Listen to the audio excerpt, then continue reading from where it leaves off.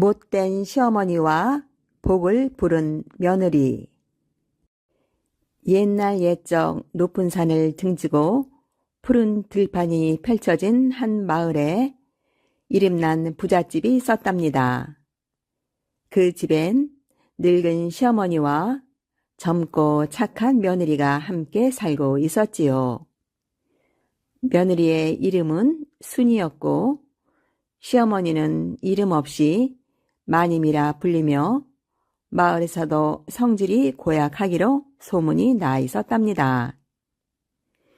순이는 시집 온 첫날부터 새벽같이 일어나 우물을 길어오고 아궁이에 불을 떼며 마당을 쓸고 밥을 짓고 온갖 허드렛 일을 다 하였습니다.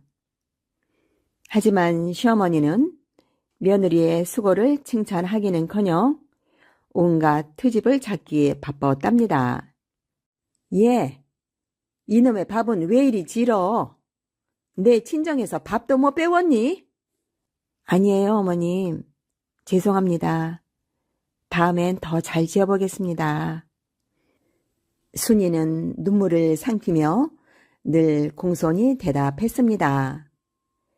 그렇게 하루하루가 지나며 마을 사람들은 안쓰럽게 말했지요. 아이고, 저 순이 며느리처럼 착한 아이도 보기 힘든데. 아니 어쩌다 저런 시어머니를 만나 고생이냐. 그런데 이상한 일이 하나 있었답니다. 며느리가 시집온 후 그 집엔 이상하리 많지 복이 들어오기 시작했지요. 소는 해마다 송아지를 낳고 눈에는 벼가 풍년을 이루었지요. 마님은 속으로 궁금해졌습니다. 저 계집애가 들어온 후로 이상하게 집안이 잘 되네. 혹시 저 계집이 복덩이인가? 하지만 겉으로는 여전히 구박을 멈추지 않았습니다. 어느 날 마님은 며느리를 불러 이렇게 말했습니다. 순이야, 이 집 뒷산 너머 외딴 샘터에 가서 물을 길어오너라. 거기 물은 맑고 귀하단다. 길이 험하니 조심해라. 괜히 굴러 떨어지면 안 되니까. 마님은 그 샘터길이 몹시 험하고 가파른 줄 알면서도 일부러 며느리를 보내는 것이었습니다. 하지만 순이는 한마디도 원망하지 않고 물동이를 이고 조심조심 길을 나섰지요.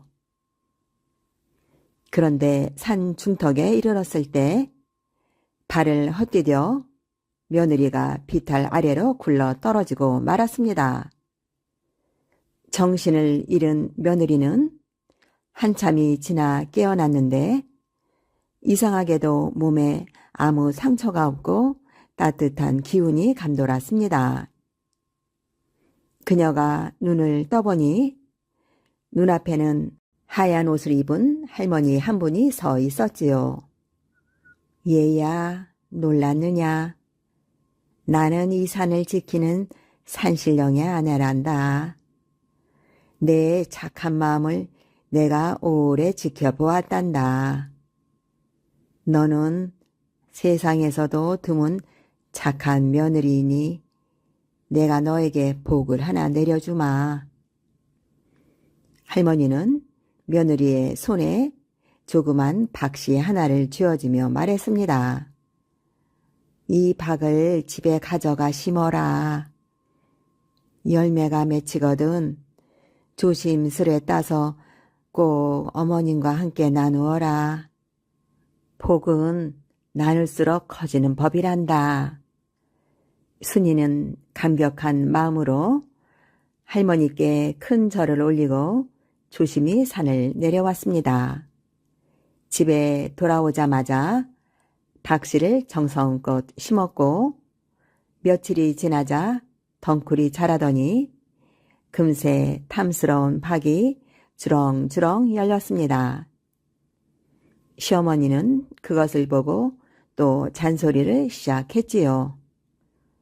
이놈의 계집이 요상한 짓을 해서 저런 박에 열리는 거 아니냐? 하지만 박이 너무 탐스러워 결국 시어머니는 호기심을 이기지 못하고 박을 쪼개보라 시켰습니다. 첫 번째 박을 쪼개자 금은 보화가 쏟아졌습니다. 두 번째 박을 열자 좋은 옷과 비단이 쏟아졌지요. 세 번째 박에선 곱고 착한 아이 인형들이 튀어나와 춤을 추며 웃어주었습니다. 시어머니는 놀란 눈으로 말했습니다. 예, 이게 다 어디서 나온 거냐? 순이는 그제야 산속에서 만난 할머니 이야기를 조용히 들려드렸습니다. 시어머니는 그 이야기를 듣고도 겉으론 아무 말도 하지 않았지만 속으로는 욕심이 들끓기 시작했지요. 그럼 나도 가서 박씨를 얻어야지. 다음날 마님은 일부러 더 나이 많은 이웃 할머니를 데리고 같은 샘터를 찾았습니다. 그리고 그곳에서 일부러 굴러 떨어졌습니다. 그런데 마님이 눈을 떴을 때 이번엔 산신령의 아내 대신 산신령이 직접 나타났습니다. 눈썹은 하늘까지 치솟고 눈빛은 호랑이처럼 날카로웠지요. 너는 착한 며느리를 괴롭히고 복을 나눌 줄 모르는 탐욕스러운 사람이니라. 너에게는 벌을 내려야겠구나. 산신령이 박씨를 쥐어주며 이렇게 말했습니다. 이 박은 내가 가꿀 수는 있겠지만 욕심이 많으면 그 박은 화를 불러올 것이다. 집에 돌아온 마님은 박씨를 심었고 덩굴은 곧 자라 박이 맺혔습니다. 박을 가르자 이번엔 갑자기 박 속에서 검은 연기와 함께 귀신들이 튀어나오더니 방 안을 뛰어다니며 시어머니를 쫓았습니다. 살려줘! 제발 살려줘! 놀란 마님은 마루에서 넘어져 다리를 다쳤고 그날 이후 사람들에게 욕심은 화를 부른다는 교훈을 전하게 되었지요. 하지만 순이는 그 후에도 시어머니를 정성껏 간호했고 물 한 모금까지도 어머니 먼저 드렸습니다. 이 모습을 본 마님의 마음엔 서서히 변화가 찾아왔습니다. 내가 어찌 저런 착한 아이에게 그리 했단 말이냐. 시어머니는 어느 날 조용히 며느리 손을 꼭 잡으며 말했습니다. 순이야, 내가 너를 많이 괴롭혔구나. 이 못난 시애미를 용서해다오. 순이는 따뜻하게 웃으며 말했습니다. 어머님, 무슨 말씀이세요? 저는 어머님을 진심으로 모시고 싶어요. 그날 이후 마님은 완전히 달라졌습니다. 며느리에게 따뜻한 밥을 지어주고 마당일도 함께하며 진심으로 딸처럼 아끼게 되었지요. 사람들은 그 집의 변화를 보고 말했습니다. 착한 마음이 결국 세상을 바꿨구먼. 이 이후로 마을에는 복은 착한 마음에 깃든다는 말이 전해져 내려왔답니다. 지금도 산속 바위에는 조용히 이런 글귀가 새겨져 있다고 전합니다. 욕심은 벌을 부르고 사랑은 복을 불러온다. 홍매화 이야기. 옛날 옛적 매화꽃을 좋아하는 임금님이 살았답니다. 매화나무가지에 꾀꼬리가 앉아 노래를 부르는구나.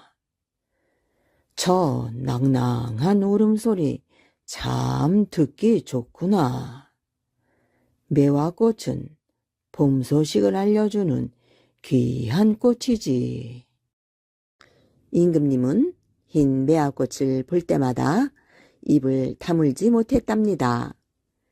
임금님은 이 세상 어떤 꽃보다 흰 매화꽃을 좋아했지요. 그러나 임금님에게 매화꽃보다 더 사랑하고 아끼는 게 있었지요. 그건 바로 5살 난 귀여운 공주였어요. 어느 이른 봄날 공주는 매화나무 옆에서 놀고 있었답니다. 그때 꾀꼬리 한 마리가 날아와 꾀꼴 꾀꼴 하고 노래를 불렀지요. 어린 공주는 꾀꼬리 노래 소리에 온통 마음을 빼앗기고 말았지요. 저 꾀꼬리 갖고 싶어. 이렇게 생각한 공주는 꾀꼬리를 잡으려고 매화나무 쪽으로 뒤뚱뒤뚱 다가갔어요. 그 모습이 몹시 위태로워 보였지요. 잠시 뒤 엄마! 하는 비명소리가 들렸어요. 그와 동시에 공주는 땅바닥에 그만 나동그라져 버렸답니다. 시종들은 하녀가 옆에 있었지만 어떻게 해볼 겨를이 없었답니다. 하녀가 헐레벌떡 뛰어가 공주를 안아 일으켰어요. 아이고 보니 세상에. 하마터면 하녀는 까무라칠 뻔했지요. 공주가 매화나무 가지에 한쪽 눈을 찔러 철철 피를 흘리고 있었던 거예요. 하녀는 급히 의원에게 달려갔답니다. 그러나 상처가 어찌나 깊던지 공주는 한쪽 눈을 잃고 말았답니다. 애꾸가 된 공주의 모습을 몹시 보기 흉했지요. 임금님은 애꾸는 공주를 볼 때마다 몹시 슬프고 화가 불쑥불쑥 났답니다. 매화꽃을 바라보던 임금님의 얼굴이 울그락불그락 변하였지요. 여봐라, 저 매화나무를 당장 치워버려라. 그러고도 속이 풀리지 않자 매화꽃을 보면 치가 떨리는구나. 지금 당장 방방곡곡에 있는 매화나무를 몽땅 베어 없애도록 하라. 만약 단 한 그루라도 매화나무를 키우는 백성이 있으면 엄한 벌을 내리리라 하고 말하였어요. 그리하여 임금님의 사랑을 한 몸에 받으며 다른 꽃들의 부러움을 사던 매화꽃은 한순간에 자취를 감추게 되었답니다. 일부러 공주 눈을 찌른 게 아니었건만 매화꽃의 운명은 확 달라졌지요. 이때 평양성 안에 인자한 선비 한 분이 살고 있었어요. 선비의 집에는 매화나무 한 그루가 죽지 않고 남아 있었지요. 선비의 딸 이화가 흰 매화꽃을 너무나 사랑했기 때문에 살아남은 것이었지요. 선비는 늘 걱정이 되었답니다. 임금님의 명령을 어기고 계속 매화나무를 키울 수는 없었기 때문이지요. 그 소식이 임금님의 귀에 들어가는 날이면 목숨을 잃을 게 뻔하니까요. 하루는 선비가 딸을 불러놓고 조심스레 말을 꺼냈어요. 이화야, 아무래도 안 되겠다. 저 매화나무를 베어버리도록 하자. 아버님. 이화의 눈망울에 이슬이 맺혔어요. 나라님의 명령을 어기면 불벌레도 살아남지 못한다는 걸 너도 알지 않느냐. 우리 집 뒤뜰에 매화나무가 있다는 걸 세상 사람들이 알아봐라. 식구들이 어떻게 살아남을 수 있겠느냐.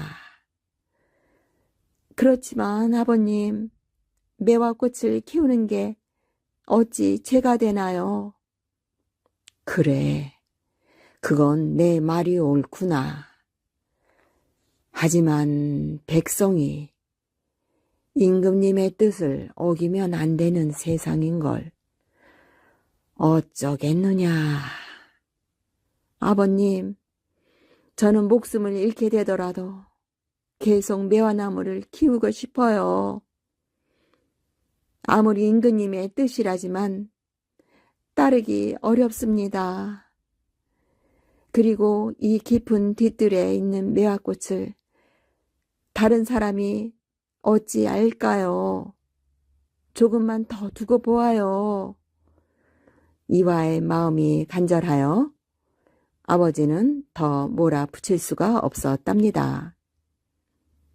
그런데 발 없는 말이 천리 간다고 평양성 사람들은 물론 급기야 임금님의 귀에까지 소문이 들어가게 되었지요. 그 소식을 듣고 임금님은 노발대발했답니다. 뭐야? 평양성에 사는 선비의 집에서는 아직도 흰 매화꽃을 키우고 있다니 이런 괘씸한 놈을 보았나? 그러자 곁에 있던 신하가 대답했어요. 예, 상감마마. 지금 즉시 사람을 보내 평양성에 서는 선비와 그 식구들을 몽땅 잡아들여라. 어명을 어기면 어떻게 되는지 내가 직접 보여주리라. 마마, 분부대로 하겠습니다. 왕궁에서는 급히 군사들을 평양성에 사는 선비 집으로 보냈지요. 군사들은 말을 달려 선비 집으로 들이닥쳤답니다. 이때는 매서운 바람이 휘몰아치는 추운 겨울날이었어요. 매화나무에 꽃이 피기엔 아직 이른 때였지요. 군사들이 들이닥치자 선비의 얼굴이 새파랗게 질렸답니다. 군사들이 뒤뜰에 있는 매화나무를 가리키며 다그쳤어요. 아직껏 매화나무를 기르는 집이 있다니 상감마마의 노여움이 하늘을 찌를 듯한데 이럴 수가 있나? 선비 곁에 있던 이화는 몹시 당황하였어요. 자기 고집 때문에 식구들이 피해를 입을 것 생각하니 가슴이 터져 버릴 것만 같았답니다. 때마침 석양빛을 받은 매화나무는 붉게 물들고 있었어요. 말없이 매화나무를 쳐다본 이화가 이윽고 입을 열었지요. 이 매화나무는 소녀가 키운 것입니다. 하지만 흰 매화꽃이 피는 나무가 아니라 붉은 매화가 피는 나무입니다. 임금님께서 흰 매화나무를 없애라 하셨지 붉은 꽃피는 홍매화를 없애라고 하지 않은 걸로 아옵니다. 그래서 베어버리지 않은 것이에요. 그러자 군사대장이 두 눈을 부릅뜨며 우리나라에 홍매화가 핀다는 소리를 아직 들어보지 못했다. 어찌 거짓말을 하려 들었느냐? 하고 으름장을 탕탕 냈어요. 사실입니다. 만약에 매화나무에서 붉은 꽃이 피지 않는다면 그때는 소녀의 목숨을 바치겠어요. 이화가 당차게 나오자 다그칠 수가 없었지요. 꽃이 피는 이른 봄까지 기다리는 수밖에 없었지요. 좋다. 만약 이 매화나무에서 붉은 꽃이 피지 않는다면 온 식구들이 죽음을 피할 수 없으리라. 우리가 이곳에 머물며 꽃이 필 때까지 기다렸다가 이 처녀의 말이 사실인지 아닌지 직접 확인해 볼 것이다. 그리하여 불안한 나날이 하루하루 지나갔답니다. 세월은 화살처럼 빨라서 어느덧 봄 기운 매서운 북서풍을 몰아내기 시작했어요. 이윽고 매화나무에 점점 꽃망울이 맺혔지요. 이화는 초조한 마음을 어찌할 수가 없었답니다. 아, 내가 잘못하여 졸지에 온 식구가 죽음을 당하게 생겼어. 나 한 사람 죽는 것은 서럽지 않아. 하지만 죄 없는 부모님마저 죽음을 당한다면 장차 이 일을 어찌하면 좋아. 이화는 밤마다 매화나무를 부여잡고 피를 토하듯 울었답니다. 그러면서 간절한 마음으로 빌고 또 빌었지요. 매화나무야, 매화나무야, 제발 우리 식구들을 위해 흰 꽃을 피우지 말고 붉은 꽃을 피우려무나. 이화는 밤이 깊도록 매화나무에 매달려 떨어질 줄을 몰랐어요. 그렇지만 마음속의 걱정은 눈덩이처럼 커져만 갔답니다. 생각하다 못해 이화는 자기 손가락 끝을 물어 피가 흐르게 했지요. 그러고는 그 피를 매화나무 꽃망울에 한 방울 두 방울 똑똑 떨구었지요. 밤이 되면 이화는 하루도 빠짐없이 매화나무 앞으로 다가갔어요. 매화나무 꽃망울은 이화의 붉은 피를 머금으며 나날이 자라났지요. 그러나 이화는 미처 깨달지 못했답니다. 자기 몸이 몰라보게 야위어 가고 있다는 사실을. 마침내 매화나무가 꽃망울을 터뜨릴 때쯤 이화는 어린 나이에 그만 세상을 등지고 말았답니다. 그동안 너무 많은 피를 흘렸던 것이지요. 이화가 죽고 사흘 뒤 매화나무는 활짝 꽃망울을 터뜨렸어요. 왕궁에서 나온 군사들은 그 꽃망울을 보고 벌어진 입을 다물지 못했답니다. 한 번도 본 적이 없는 붉은 매화꽃이 앙증맞게 피어난 것이었지요.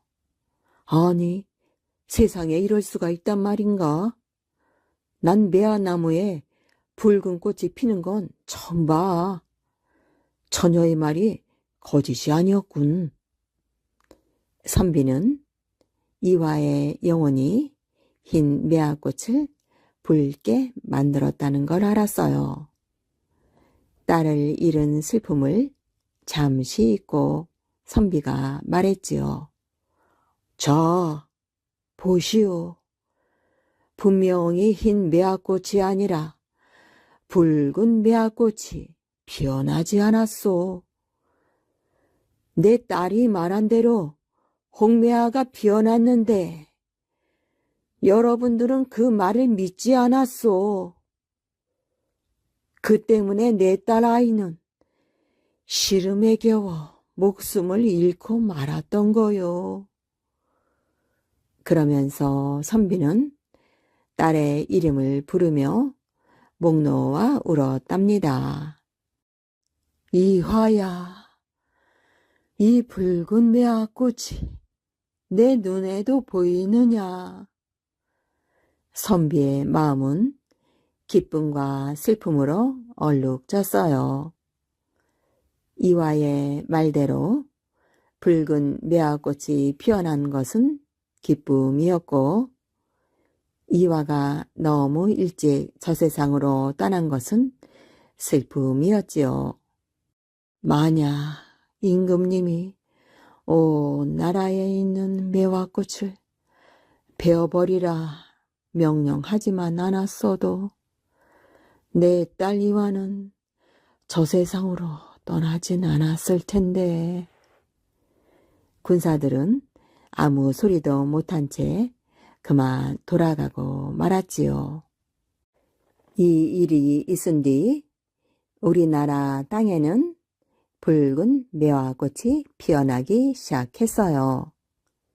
이화의 영혼을 달래주기라도 하려는 듯 홍매하는 몇 년 사이에 이 거울 저 거울로 활활 퍼져 나갔답니다. 오늘날에도 우리가 붉은 매화꽃을 볼 수 있었던 것은 저 옛날 매화꽃을 너무나 사랑한 선비의 딸 이화 덕분이라고 합니다. 접동새 누이. 아주 먼 옛날 어느 고을에 원님이 살았습니다. 원님은 아들 9과 딸 하나를 두었지요. 아들들은 우애가 두터웠고 어린 누이를 무척이나 예뻐했답니다.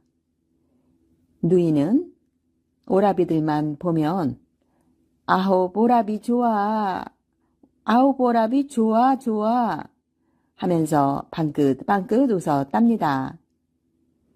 그런데 갑자기 원님 부인이 병이 들어 죽고 말았어요. 9 아들과 누이는 매우 슬퍼했지요. 얼마 뒤 원님은 새 부인을 맞아들여 딸 9을 낳았답니다. 계모는 욕심이 많아 원님의 사랑을 독차지하려고 온갖 애교를 다 부렸어요. 게다가 9 아들과 누이를 몹시도 구박했지요. 9 아들에게는 날마다 산에 가서 나무를 해오게 하고 누이에게는 빨래며 설거지를 하라고 박달했지요. 착한 9 아들과 누이는 계모가 시키는 대로 다 했답니다. 9 아들은 계모의 구박을 받으면서도 똑똑하고 훤칠하게 잘 자랐어요. 원님은 그런 아들들을 무척이나 대견스러워했지요. 세민한 계모는 9 아들을 죽이기로 마음을 먹었답니다. 그래서 머리를 싸매고 드러누워 꾀병을 부렸지요. 아이고, 나 죽는다. 나 죽으면 우리 원님은 어찌하누? 원님은 걱정이 되어 건넌마을 점쟁이를 불렀어요. 미리 계모와 말을 맞춘 점쟁이는 이렇게 말했답니다. 그 병은 9 아들 때문에 생겼으니 9 아들의 간을 먹어야 병이 낫습니다. 계모는 날마다 병을 낫게 해달라고 징징 울면서 보챘어요. 견디다 못한 원님은 9 아들을 데리고 산으로 갔답니다. 하지만 차마 화를 쏘지 못하고 망설이고 있는데 그때 마침 숲속에서 그르릉 하며 멧돼지가 나타났어요. 원님은 옳거니 하면서 활을 쏘아 멧돼지를 잡았지요. 그리고 멧돼지의 간을 꺼내 9 토막으로 나누고는 말했답니다. 멧돼지의 간을 너희들의 것이라고 할 터이니 멀리 멀리 가서 다시는 돌아오지 말거라. 9 아들은 눈물을 흘리며 고향을 떠났답니다. 집으로 온 원님은 멧돼지 간을 9 아들의 간이라고 내밀었어요. 계모는 간을 먹는 척 하면서 여기저기 숨겼지요. 새 덩어리를 자리 밑에 감추니 휴리릭, 빈대, 벼룩, 바구미로 변했답니다. 또 새덩이는 부엌에 감추니 휴리릭, 바퀴벌레의 쥐며느리, 지네로 변했답니다. 나머지 새덩이는 지붕 위로 던지니까 솔개와 보라매, 독수리로 변했답니다. 계모는 배시시 웃으며 꾀병을 털고 일어났어요. 계모는 남은 누이마저 눈에 가시처럼 여겼지요. 9 오라비가 하던 일까지 시키며 더욱 심하게 구박을 했답니다. 누이는 9 오라비가 그리워 날마다 눈물로 지냈지요. 보고 싶어 오라버니. 9 오라비 보고 싶어. 누이는 잠도 못 자고 밥도 못 먹고 시름시름 앓더니 기어이 죽고 말았답니다. 그런데 죽은 누이의 몸에서 포로로 새 한 마리가 날아올랐어요. 첩동, 첩동, 9 오라비 첩동 하고 우는 첩동새였답니다. 한편 한양에 간 9 아들은 서로를 의지하며 밤이나 낮이나 열심히 공부를 했어요. 그러다가 과거를 보았는데 첫째부터 9째까지 떡하니 급제를 한 것이지요.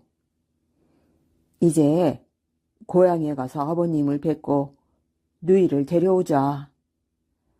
9 아들은 말에 올라 고향으로 향했답니다. 물러거라, 물러거라. 과거 급제 9 형제 납신다. 9 아들이 고향 마을 어귀에 다다랐을 때였어요. 어디선가 접동새 한 마리가 날아와 형제 모자에 앉아 슬피 울었답니다. 첩동, 첩동, 9 오라비 첩동. 둘째, 셋째, 넷째, 5째 아들의 모자로 옮겨 앉아 또 똑같이 울었지요. 6째, 7째, 8째, 9째 아들의 모자에서도 울었답니다.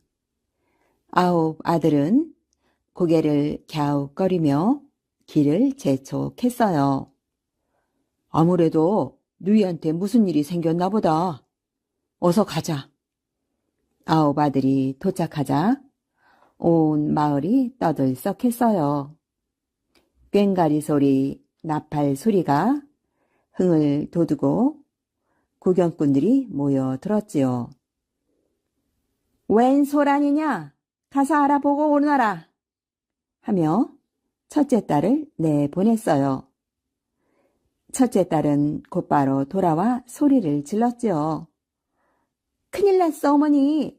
큰일 났어. 모라비가 과거에 급제하여 돌아왔대.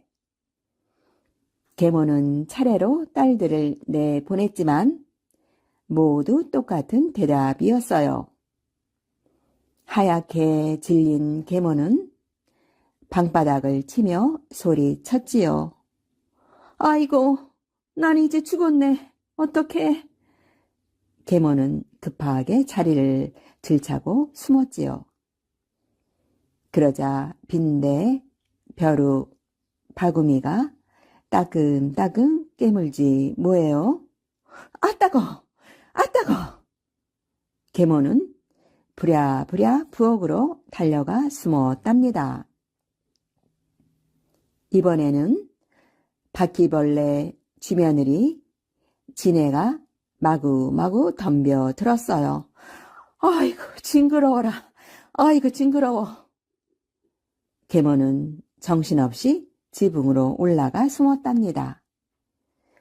그러자 이번에는 솔개, 보라매, 독수리가 날카로운 부리로 마구마구 쪼아댔어요. 아이고 아파라. 아이고 아파. 하는 수 없이 계모는 뒤뜰로 도망가서는 굴뚝 밑에 놓인 커다란 떡시루를 푹 덮어쓰고 숨었답니다. 아홉 아들은 집에 돌아오자마자 누이부터 찾았어요. 하지만 누이는 보이지 않고 방 안에서 접동새가 첩동 첩동 아오보라비 첩동 하며 울고 있었어요. 그제야 아홉 아들은 누이가 죽었다는 걸 알아챘지요. 틀림없이 계모에게 구박받아 죽었을 거야. 당장 계모를 찾아 따져보자. 아홉 아들은 계모를 찾아 온 집안을 뒤지기 시작했지요. 하지만 방 안에도 부엌에도 지붕 위에도 없었어요. 그때 접동새가 뒤뜰로 날아가더니 떡시루 위에 앉아 첩동 첩동 하고 울지 뭐예요? 따라온 막내 아들이 떡시루를 훌렁 들추었답니다. 그러자 난데없이 멧돼지 한 마리가 고로롱 하며 튀어나왔어요. 숨어있던 계모가 멧돼지로 변한 것이었지요. 어이쿠, 집안에 웬 멧돼지냐? 쏘아라! 아홉 아들은 일제히 활을 쏘았답니다. 멧돼지는 비명을 지르며 거꾸러져 죽고 말았어요. 그런데 죽은 멧돼지의 몸에서 부드덕 새 한 마리가 날아올랐어요. 깍! 깍! 하고 우는 까마귀였답니다. 아홉 형제는 다시 아버지를 모시고 살았어요. 그 뒤로 접동새 누이는 까마귀가 없는 밤에만 나타나 첩동, 첩동, 아오보라비 첩동 하고 슬피 울면서 날아다녔답니다. 부채와 남학신. 옛날 옛적 버들 강아지가 하나둘 피어나는 봄날이었습니다. 형제는 잔칫집에 다녀오는 어머니를 기다리고 있었어요. 어머니, 잘 다녀오셨어요? 형제가 마중을 나오자 어머니는 환하게 웃었어요. 어머니는 떡이 담긴 바구니를 마당에 내려놓았어요. 많이 먹고 얼른 자라거라. 형제는 떡을 들고 냠냠 맛있게 먹었어요. 어머니는 마음이 흐뭇했지요. 형제는 무럭무럭 자랐습니다. 이 산골 마을은 너무 좁아. 넓은 세상으로 나가고 싶어. 우리 장사하러 떠나자. 큰아들은 부채를 만들고 작은 아들은 남학신을 만들었어요. 부채를 다 팔고 돈을 많이 벌어서 돌아올게요. 남학신을 많이 팔아 귀한 것을 많이 사올게요. 마침내 두 아들은 집을 떠났습니다. 어머니는 집에 혼자 남게 되었습니다. 두 아들이 떠나자 작은 집은 너무나 커 보였어요. 집안의 동물들도 모두 쓸쓸한 것 같았지요. 부채는 잘 팔리고 있을까?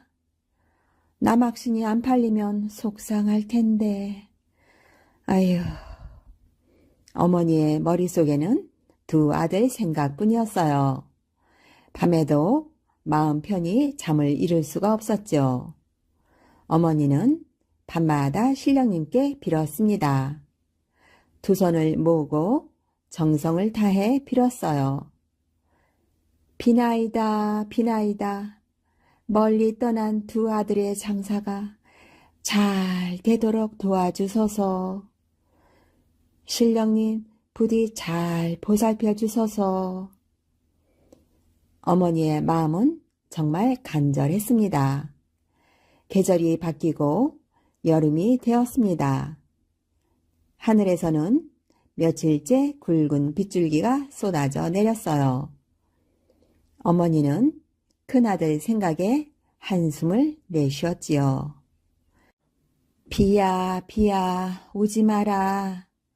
이렇게 주룩주룩 비가 내리면 우리 큰아들이 속상하단다. 부채 장사하는 우리 큰아들 부채가 안 팔려서 걱정한단다. 며칠이 지나자 비가 그치고 하늘이 맑게 개었습니다. 햇볕이 쨍쨍 내리쬐면서 날씨가 무척 더웠어요. 어머니의 얼굴도 활짝 개었습니다. 날씨가 이렇게 무더우니까 부채가 잘 팔릴 거야. 우리 큰아들 이제 걱정 없겠네. 하지만 어머니의 얼굴에는 또다시 어두운 빛이 감돌았습니다. 어머니는 며칠째 햇볕만 내리쬐는 하늘을 바라보며 원망스러운 목소리로 말했어요. 하늘아, 이렇게 뜨거운 햇볕만 내리쬐면 우리 작은 아들 남학신 장사는 어쩌란 말이냐. 아휴. 남학신은 비가 올 때만 심기 때문에 날이 맑으면 팔 수가 없지요. 어머니는 작은 아들을 생각하니 마음이 아팠어요. 며칠 뒤 어머니는 장터에서 이웃집 아주머니를 만났습니다. 아니, 몇 날 며칠 비가 그치기만 기도하더니 이렇게 날이 개었는데 얼굴에 무슨 걱정이 그리 가득하세요? 어머니는 힘없이 대답했습니다. 우리 작은 아들이 멀리서 남학신을 팔고 있다오. 남학신은 비 오는 날에 신는 신인데 이렇게 맑은 날만 계속되면 누가 남학신을 사서 신겠어요. 비가 오면 부채 장사는 큰아들이 걱정이고 날이 개면 남학신 장사하는 작은 아들이 걱정이니 아니 이 일을 어쩌면 좋아요.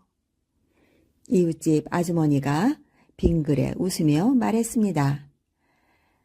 늘 걱정만 하지 말고 반대로 생각해보면 어때요? 반대로 생각하다니요. 어머니는 눈을 크게 뜨고 물었습니다.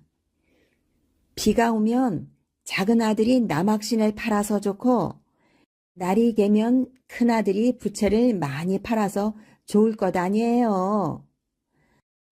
이웃집 아주머니의 이야기를 듣고 어머니는 너무나 기뻤어요. 옳지, 그러면 되겠구나. 어머니는 그날 이후로 비가 와도 날이 맑아도 늘 기분이 좋았어요. 어머니는 두 아들이 집으로 돌아올 날을 손꼽아 기다렸습니다. 동구 밖에 까치가 깍깍 울어댔습니다. 어머니는 까치 소리에 방문을 열었어요. 반가운 소식이 오려나 보네. 장사하러 떠난 두 아들에게 좋은 소식이 있으려나? 어머니는 까치를 올려다보며 집 앞을 서성이었습니다. 그때 저 멀리에서 두 아들이 집으로 달려오고 있었어요. 어머니! 오냐, 얘들아, 어서 오너라. 어머니는 반가운 마음에 두 아들을 얼싸안았어요. 어머니와 두 아들은 방 안으로 들어왔습니다. 두 아들은 어머니를 위해 사온 선물들을 꺼냈어요. 어머니, 이 비단옷 좀 입어보세요. 어머니, 이 옷비녀도 한번 꽂아보세요. 내게 너희만한 선물이 어디 있겠니? 내게는 너희가 가장 소중하고 귀하단다. 어머니는 눈물을 글썽거리며 두 아들의 손을 꼭 잡았답니다.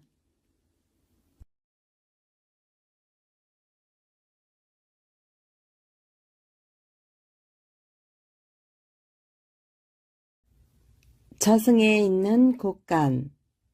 옛날 전라남도 영암이라는 곳에서 있었던 이야기입니다. 이곳 영암에는 욕심이 아주 많은 원님이 계셨습니다. 원님은 백성들이 애써 지은 곡식을 빼앗는가 하면 남이 가진 물건에도 눈을 번득이며 탐을 내었습니다. 어느 햇볕이 따스한 좋은 봄날에 원님이 낮잠을 자고 있었습니다. 원님이 스며시 눈을 떠보니 주변이 어두컴컴하여 두리번거렸습니다. 여기가 어디지? 그런데 저 멀리서 저승사자가 큰 소리를 쳤습니다. 꾸물거리지 말고 얼른 따라오시오. 행여 나를 놓치면 어디로 갈지 몰라 떠돌게 될 거요. 저승사자는 원님을 염라대왕 앞으로 끌고 갔습니다. 아이쿠, 염라대왕님, 이게 웬 날벼락입니까? 아직 젊은 제가 벌써 이곳에 오다니요. 제발 돌려보내주세요. 어허, 자네가 하도 돈 욕심이 많아 내가 좀 일찍 불렀는데 가만 보니 아직 내가 이승에서 할 일이 있는 것 같구나. 그러니 저승사자야, 이 사람을 다시 이승으로 데려다 주어라. 원님은 뛸 듯이 기뻤습니다. 아이쿠, 살았어. 역시 사람은 좋은 일을 많이 해야 해.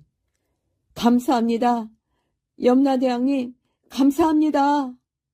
하지만 저승사자는 원님을 다시 데려다 주는 게 귀찮았습니다.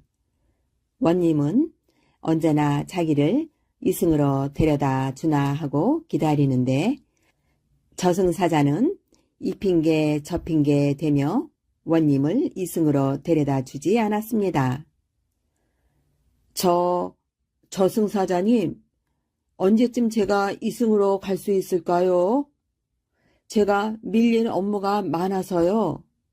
빨리 좀. 이 사람아. 이승 가는 게 옆방 가듯 뭐 그리 쉬운 일인 줄 아나? 그리 빨리 가고 싶으면 노잣돈이라도 주게. 안 그러면 데려다 줄 수가 없네. 노잣돈이라고요? 아시다시피 사자님께서 저를 하도 느닷없이 데리고 오셔서 제가 아무 준비도 못하고 오는 바람에 지금 돈이 한 푼도 없는데요.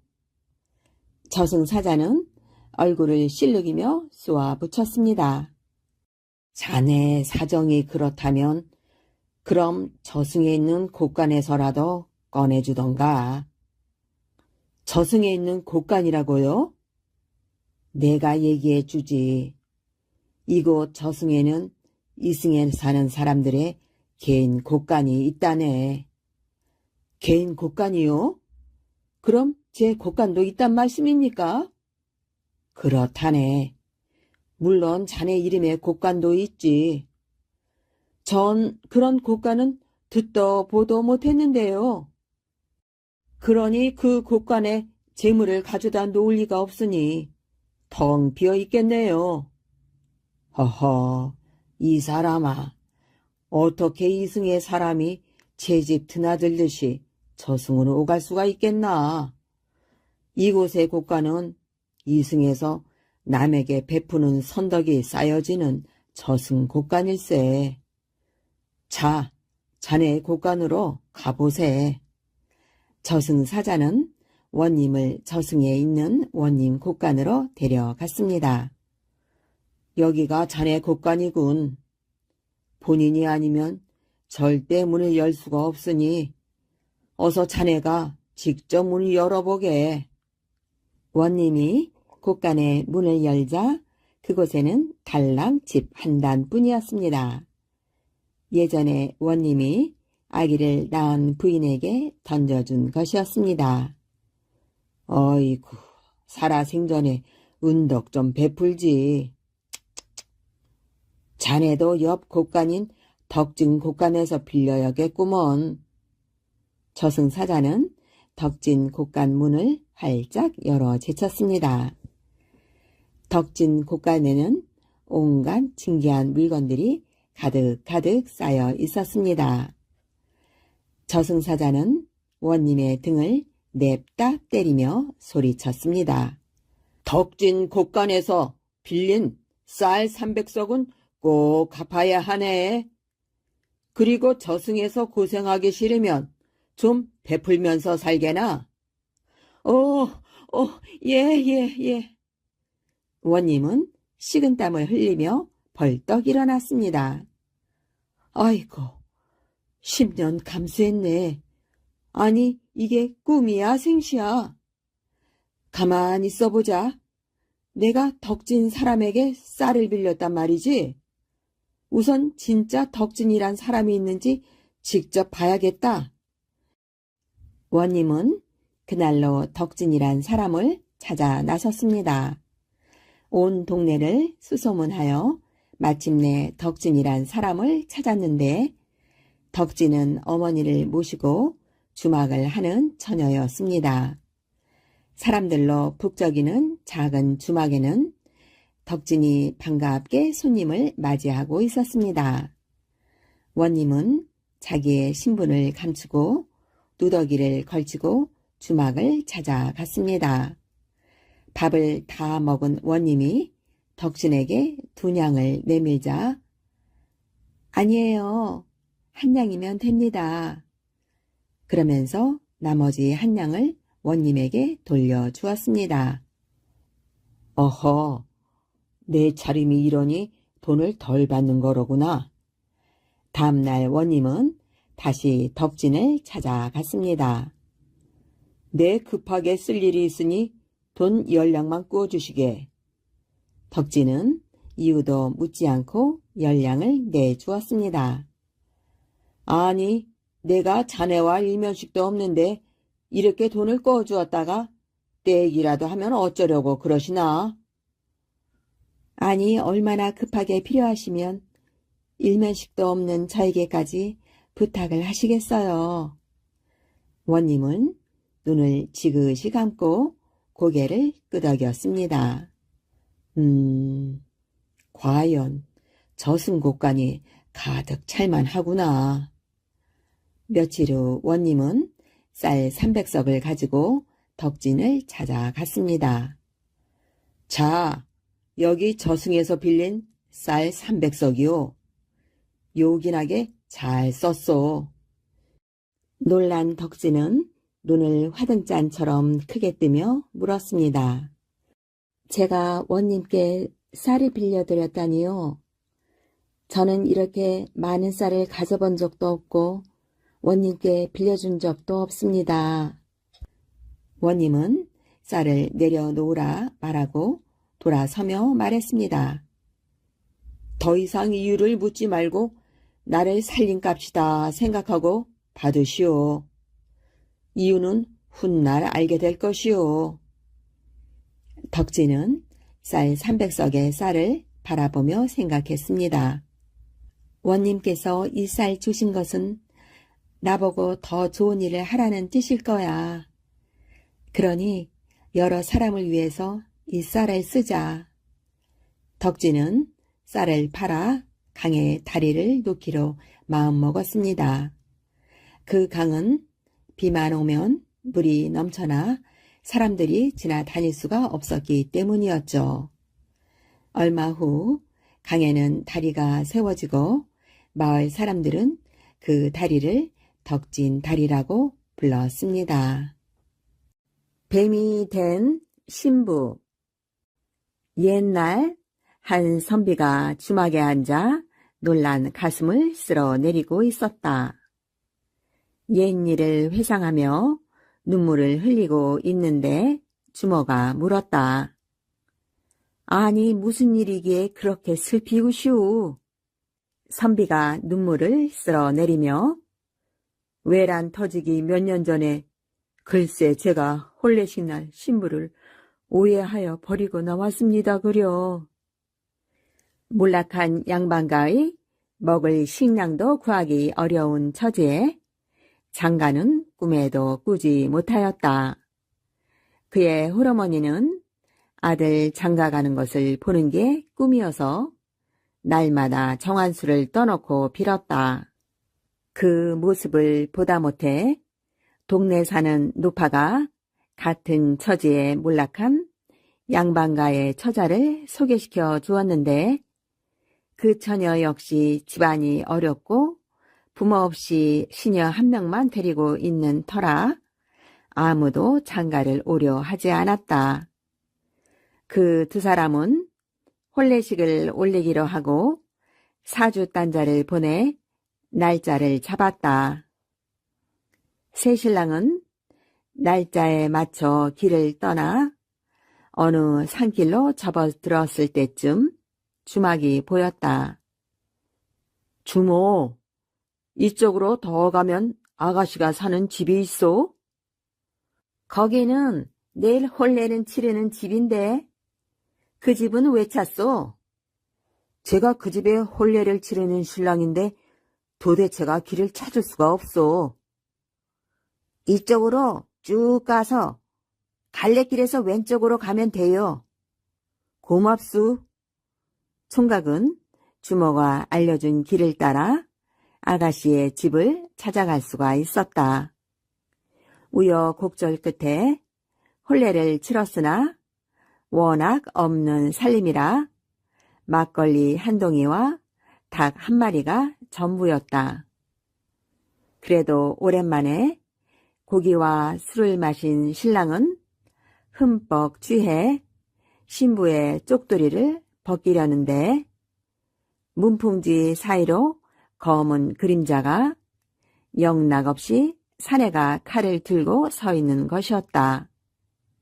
신랑은 신부가 정분이 난 남자가 있었는데 그 남자가 자기를 죽이려 한다는 생각에 그 집을 뛰쳐나왔다.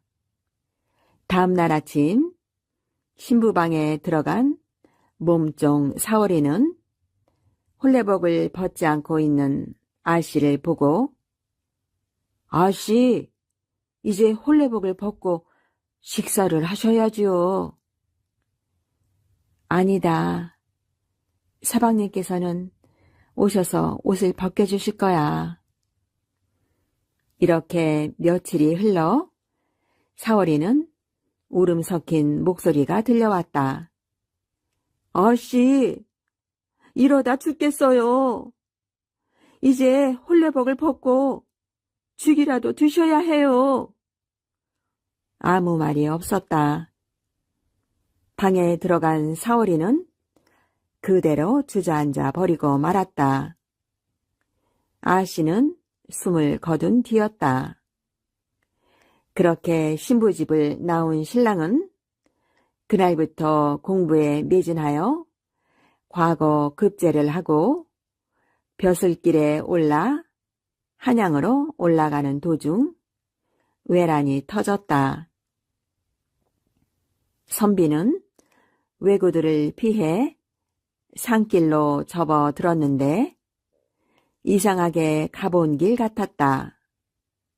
한참을 가다 보니 주막이 나와 주막에서 하룻밤 신세를 지게 되었는데 잠이 막 든 선비방에 안개가 깔리기 시작했다. 선비는 자기도 모르게 안개가 이끄는 곳으로 따라갔는데 그곳은 몇 년 전 자신의 혼례를 치는 곳이었다. 그런데 놀랍게도 그곳은 변함없이 그대로였다. 쌀이문을 열고 들어가니 사월이가 반갑게 맞으면서 아씨, 서방님 오셨어요. 그래, 방으로 모시거라.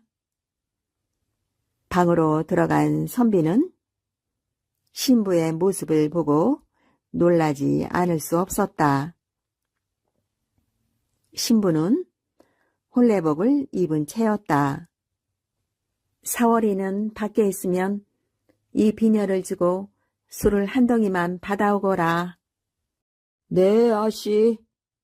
사월이는 술상을 봐서 방으로 넣어주고 마루에 앉았다. 그날도 술을 마시려고 보니 문풍지 사이로 비치는 그림자가 꼭 사내였다.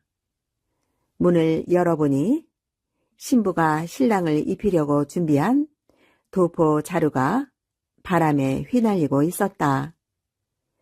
그제서야 자신이 오해였음을 알고 신부의 혼례복을 벗기고 둘은 나란히 누워 잠을 청했다. 그 모습에 사월이는 눈물을 훔쳤다. 오랜만에 단잠을 잔 선비는 잠에서 깼는데 옆에 누워있는 것은 혼례복 사이에 또아리를 틀고 있는 뱀이었다.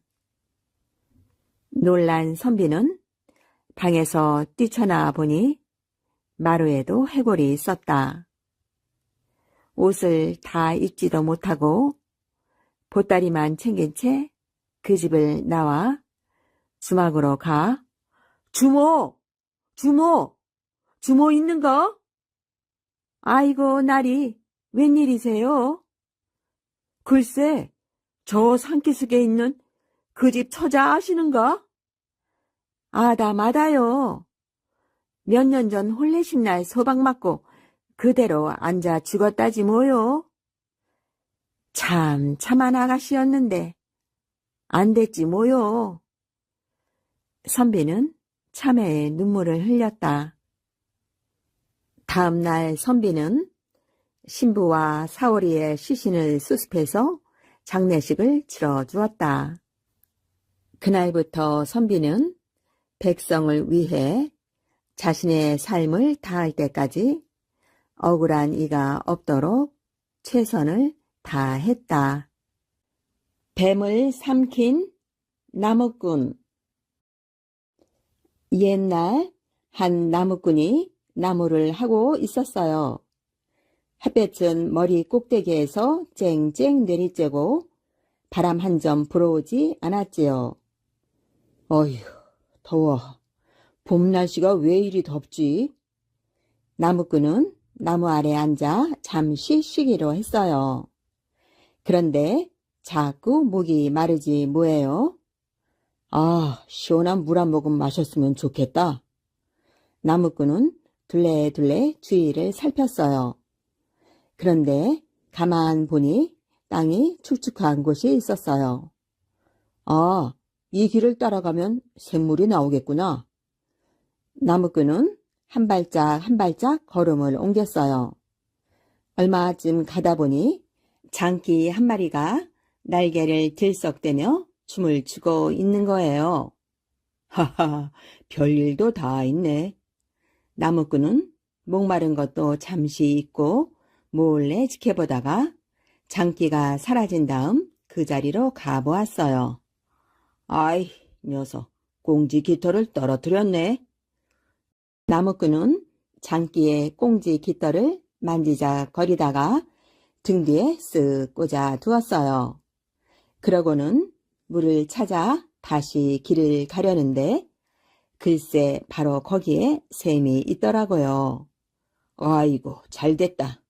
이제야 살겠네. 나무꾼은 펑펑 솟은 맑은 샘물을 보고 넙죽 엎드려 물을 마시기 시작했어요.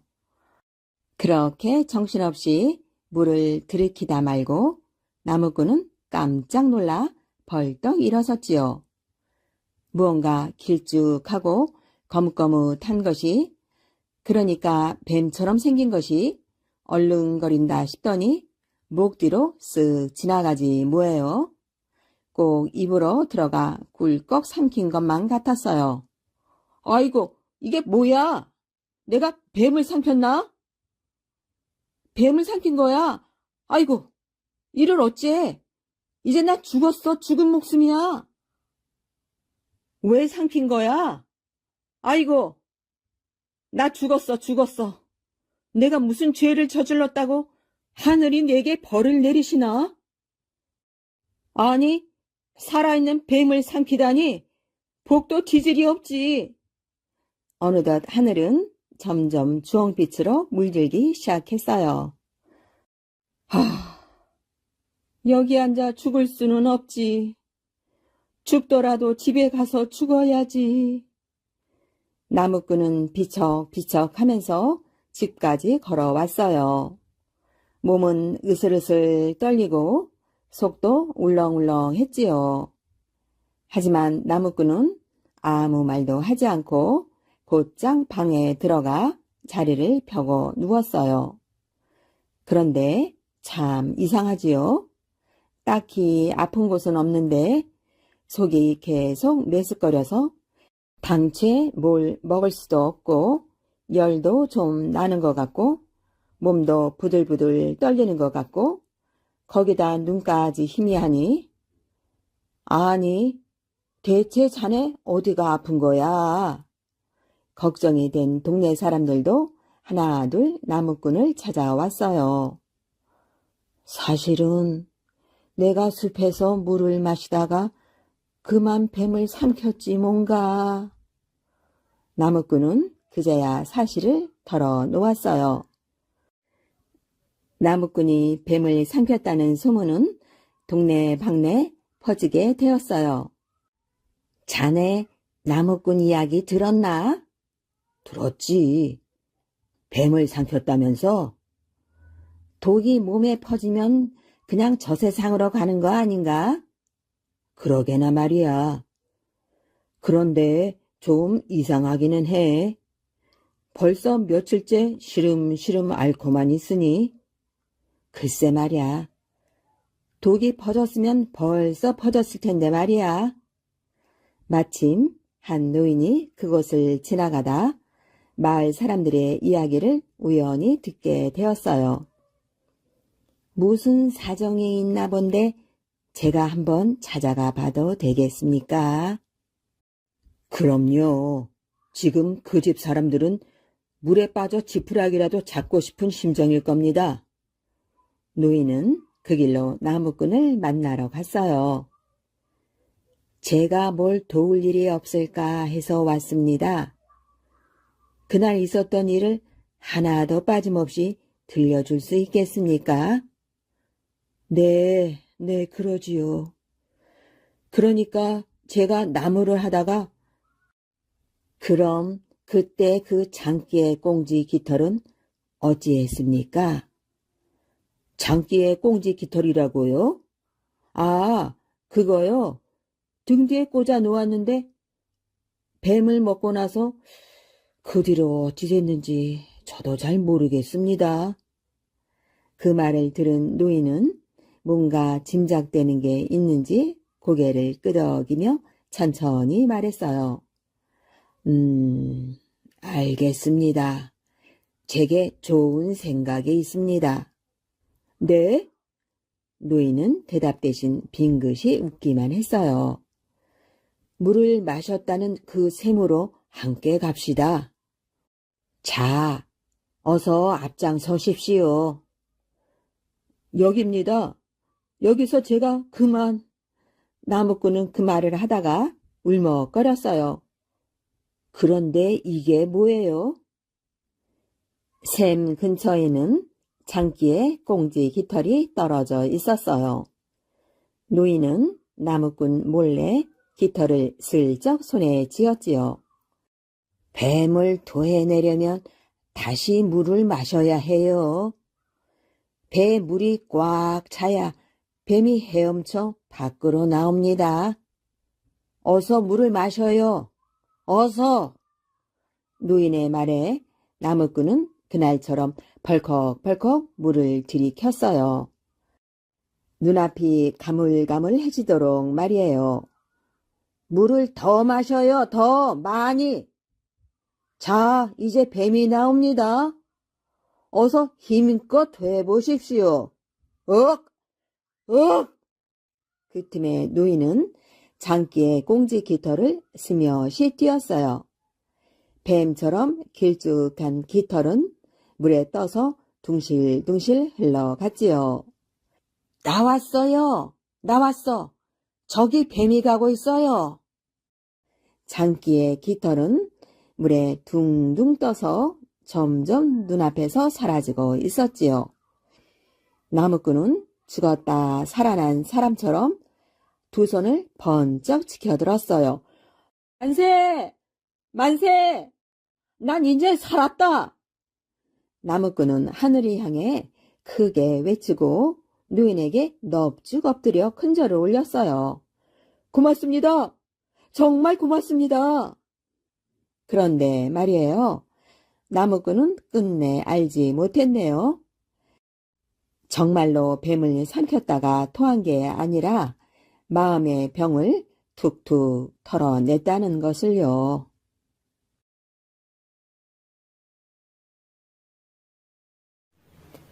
산삼과 이무기. 옛날에 산삼을 캐서 내다 파는 가비, 을이, 동이라는 세 친구가 살았어요.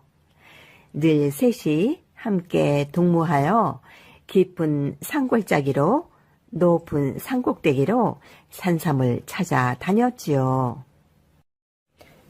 산삼은 사람의 손길이 닿지 않는 깊고 높은 산에서만 맑은 이슬을 먹고 하얀 뿌리를 뻗는데요.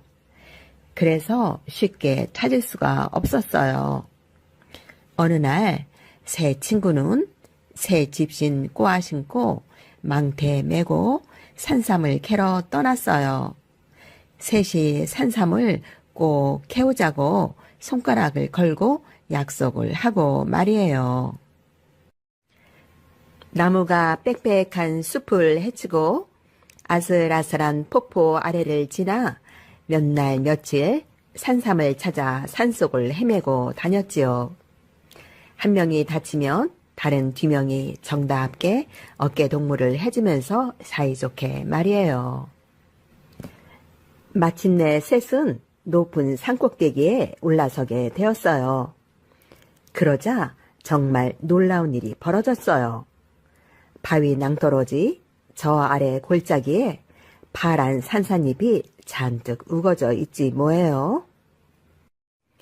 그토록 찾아 헤매던 산삼이 가득하다니 얼마나 기뻤겠어요. 야호! 신봤다! 신봤다! 신봤다! 하고 소리치며 세 친구는 서로 얼싸안았지요. 세 친구의 우렁찬 목소리가 온 골짜기에 메아리 쳤어요. 세 친구는 서둘러 산삼 골짜기로 내려가는 길을 이리저리 찾아보았으나 사방이 절벽이라 도무지 내려갈 길이 없는 거예요. 세 친구는 머리를 맞대고 의논을 했어요. 아하, 우리 이렇게 하자. 가비가 무릎을 탁 치며 말했지요. 줄이 달린 튼튼한 바구니를 만들자. 위에서 두 사람이 줄을 내려주고 한 사람이 바구니를 타고 내려가 산삼을 캐오는 거야. 의리 동이도 옳지, 옳지 하며 손뼉을 쳤어요. 세 친구는 칡 덩굴을 구해서 줄을 꼬기 시작했어요.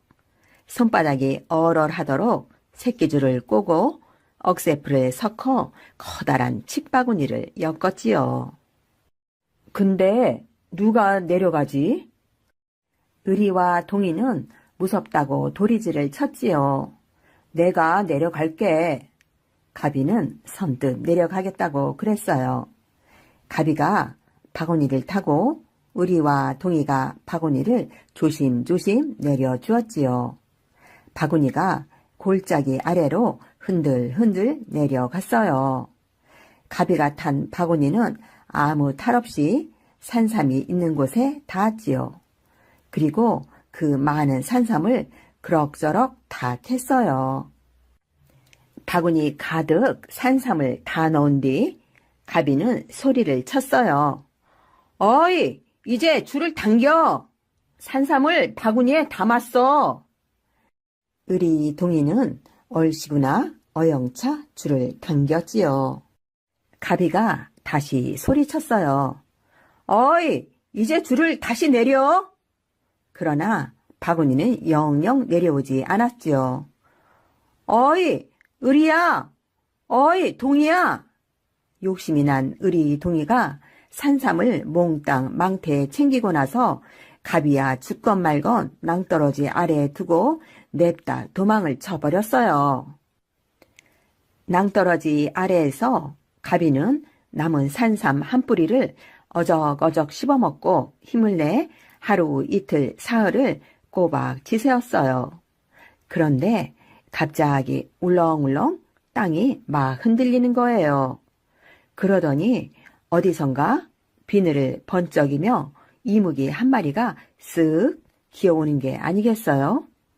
이무기는 용이 데려다 못 대고 산에 숨어 사는 커다란 구렁이래요. 가비는 벌벌 떨렸지만 이왕 죽을 몸 차라리 저 이무기에게 한 입에 먹혀버린 게 낫겠다 하고는 두 눈을 똑바로 뜨고 이무기를 쳐다보았어요. 아, 그런데 이 이무기가 잡아먹기는커녕 등에 탈하는 듯 꼬리를 휘휘 내젓는 게 아니겠어요? 가비는 에라 모르겠다 하고선 허리끈을 풀어 이무기의 꼬리에 자기 몸을 칭칭 감아 묶었지요. 그러자 이무기는 기다렸다는 듯이 꿈틀꿈틀 낭떠러지를 기어오르지 뭐예요. 다 올라온 뒤에 가비가 허리끈을 풀자 이무기는 스르르 가버렸어요. 가비는 몇 번이고 이무기에게 사라진 방향으로 고개 숙여 절을 했지요. 가비는 산을 내려갔지요. 한참을 가다 보니 앞서 도망쳤던 친구들이 큰 나무 밑에 꼼짝 않고 앉아있는 게 보였어요. 아니, 의리야, 동이야. 그런데 가비가 가까이 가보니 두 친구는 이미 죽어서 돌처럼 차갑게 굳어 있었어요. 욕심 많은 의리와 동이는 이무기에 뜨거운 입김에 쏘여 그만 죽고 말았던 거지요. 가비는 두 친구를 양지 바른 곳에 묻어주고 산삼을 갖고 돌아왔어요. 그리고 의리 집과 동이 집에도 산삼을 똑같이 나누어 주었지요. 그 후에 어떻게 되었냐고요? 착한 가비는 산삼을 팔아 늙도록 잘 살았대요. 첫날 밤에 쫓겨난 새색시. 옛날 어느 마을에 잔치가 벌어졌어요. 마을 안은 웃음소리로 가득했지요. 신랑 신부가 결혼하는 잔칫날이었거든요. 신랑은 씩씩하게 잘생겼고 색시는 달님처럼 고왔답니다. 밤이 되어 신랑과 색시는 꼭 끌어안고 잠을 잤어요. 예쁜 아가의 어머니 아버지가 되는 꿈을 꾸면서 잠을 잤지요. 이튿날 아침이 밝았어요. 잠에서 깬 색시는 선녀처럼 예뻤지요. 그런데 선녀처럼 예쁜 색시가 그만 방귀를 뽕 하고 끼웠답니다. 방귀를 끼웠어? 신랑이 얼굴이 새파래져서 물었는데 색시는 창피해서 아무 말도 못했어요. 아니, 버릇없이 방귀를 끼다니? 신랑이 버럭 화를 냈어요. 용서할 수 없어. 당장 나가시오. 방귀를 낀 죄로 색시는 그만 쫓겨났지 뭐예요. 색시는 울며 쫓겨났어요. 어디 가서 사나? 무얼 먹고 사나? 색시는 혼자 외딴 마을로 가서 살았어요. 그런데 쫓겨난 색시의 배가 점점 불러오는 거예요. 그래요. 아기를 갖게 된 거지요. 여러 달이 지나 색시는 아기를 낳았어요. 아빠를 닮아 씩씩하게 잘생긴, 엄마를 닮아 달님처럼 환한 사내 아기였어요. 이름을 또리라고 지었지요. 엄마가 된 색시는 또리를 알콩달콩 잘 키웠지요. 또리는 엄마의 사랑을 듬뿍 받으며 무럭무럭 잘 자랐답니다. 그러던 어느 날이었어요. 9살이 된 또리가 밖에 나갔다가 울며 돌아왔어요. 무슨 일이 있었니? 엄마가 물었지요. 애들이 아버지 없는 아이라고 친구들이 놀려요. 이리 오렴. 엄마가 얘기를 해주마. 엄마는 아들에게 오래된 이야기를 들려주었어요. 새색시였을 적에 방귀를 뿡 끼워 신랑한테 쫓겨난 이야기를 말이지요. 또리는 엄마 이야기를 듣고 곰곰이 생각했어요. 방귀 낀 건 죄가 아니잖아요. 제가 아버지를 찾아 나서겠어요. 그러더니 또리는 아버지를 찾아 집을 나섰어요. 오이씨 한 대를 옆구리에 차고서 말이지요. 또리는 걷고 또 걸었지요. 걷다 정승 아버지가 사는 마을에 닿았어요. 오이씨 서려, 오이씨 서려. 저녁에 심어 아침에 따먹는 오이씨 서려. 또리는 어슬렁 외치고 다녔지요. 오이씨라고? 아니 저녁에 심는다고? 이튿날 아침에 따먹는다고? 마을 사람들이 와글와글 몰려들었어요. 거짓말을 잘도 하는구나. 한 어른이 말했어요. 거짓말이 아닙니다. 또리도 지지 않고 말했지요. 그 바람에 온 마을이 시끌시끌 소란해졌어요. 그래서 낯선 오이씨 장수에 대한 소문은 정승에게까지 전해졌어요. 거짓말쟁이 오이씨 장수를 당장 잡아들여라. 정승이 명령했어요. 그러자 또리는 꼼짝없이 잡혀갔지요. 저녁에 심어 아침에 따먹는 오이씨를 판다는 거짓말쟁이가 너냐? 정승이 물었지요. 그렇습니다. 하하하. 둘러선 마을 사람들이 모두 웃었어요. 나이도 어린 것이 거짓말을 하다니. 정승은 화가 머리 끝까지 났어요. 이놈!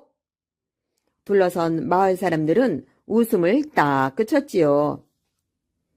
거짓말이 아니옵니다. 거짓말이면 혼날 줄 알아라. 정승은 눈을 부릅 떴어요. 둘러선 마을 사람들도 따라서 눈을 부릅 떴지요. 그런데 한 가지 말씀드릴 게 있습니다. 뭐냐? 정승이 물었지요. 이제껏 방귀를 한 번도 뀌지 않은 사람이 이 오이씨를 심어야만 오이가 열립니다. 하고 또리가 말했어요. 뭐? 세상에 방귀를 한 번도 뀌지 않는 사람이 어디 있단 말이냐? 정승이 호통을 쳤지요. 그러자 또리는 속으로 이때다 하면서 이렇게 말했어요. 그럼 어찌해서 아버님은 방귀 뀐 죄를 씌워 어머니를 내쫓으셨습니까? 그 말에 정승은 깜짝 놀랐어요. 둘러선 마을 사람들도 놀랐지요. 정승은 그제야 자신의 잘못을 뉘우쳤어요. 슬기롭게 자랐구나, 내 아들아. 정승이 또리의 손을 꽉 잡았어요. 그 뒤 어떻게 되었겠어요? 또리는 정승 아버지와 어머니를 모시고 아주 오래오래 잘 살았대요.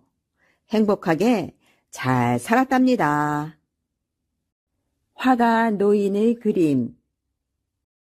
고작 노인네가 그림 그리는 거나 보려고 이렇게 사람들이 몰려든 건가 싶어 어지간히도 할 일이 없는 사람들이라고 여겼다. 우물을 찾아 나서려는데 문득 얼마나 대단한 그림을 그리기에 이렇게 난리들인가 하는 생각이 들어 그림 쪽으로 고개를 내밀었다. 노인이 마침내 만족했다는 듯 붓을 내려놓자 이럴 수가, 아니 어떻게 이렇게 말도 안 되는 일이? 한 사내가 중얼거리는 소리가 들렸다. 사내는 귀신이라도 본 것처럼 넋이 나간 얼굴로 그림에서 눈을 떼지 못했다. 어떤가? 내 말이 이제야 믿어지나? 노인은 한마디 툭 내뱉었다. 저건 진짜로 복동이 자네 안사람 얼굴 아닌가? 키가 작고 뚱뚱한 남자 하나가 조금 전 넋이 빠진 얼굴로 중얼거린 남자를 돌아보며 말했다. 맞아. 정말 똑같아. 보지도 않으면서 아니 어떻게 저렇게 옆에 앉혀놓고 그린 것처럼 반박이로 잘 그렸을까? 이거 참 귀신이 탐복할 노릇이로구만. 일단 침묵이 깨지자 이번에 너나 할 것 없이 한마디씩 짓거리는 바람에 금세 분위기가 어수선해졌다. 그냥 평범한 여자 그림인데 사람들이 대체 왜 이러는 거요? 남자는 신이 난 듯 우쭐한 목소리로 말했다. 저건 그냥 그림이 아니라오. 배우자 그림이지. 배우자 그림이라니요. 저 노인은 복덩이 얼굴만 보고서 일면식도 없는 복덩이 안사람을 그려낸 거요.